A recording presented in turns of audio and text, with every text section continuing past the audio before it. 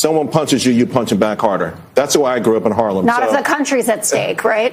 He became president of the United States with that same personality. I don't think that, listen, I think it's worse with Biden calling MAGA. Biden's anger and vitriol and hatred for MAGA is far more worse than President Trump's individual battles with someone who crosses him.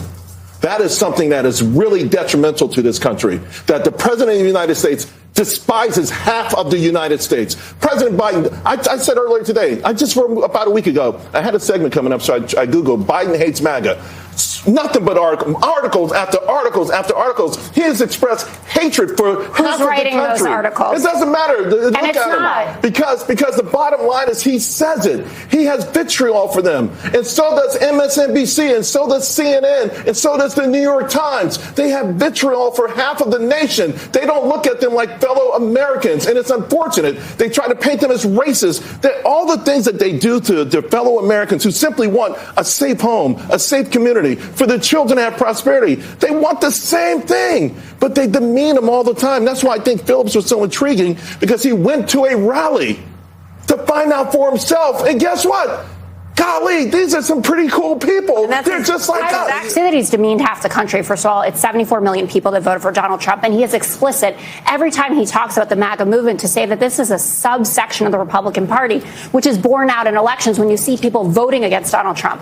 And this idea that but what about the people voting for him? What about the people voting for him? He gives teleprompter speeches. I mean, you have to understand. Yes, but he is talking about insurrectionists. Yes, he is. No. Why is he talking about January 6th? And he says Donald MAGA like it's a swear word, instead of a slogan. If you get called regularly, he's the which president Democrats of the United States. Thugs, he's the commander-in-chief, pedophiles. Why can't he call the border a crisis while he's denigrating and castigating Americans?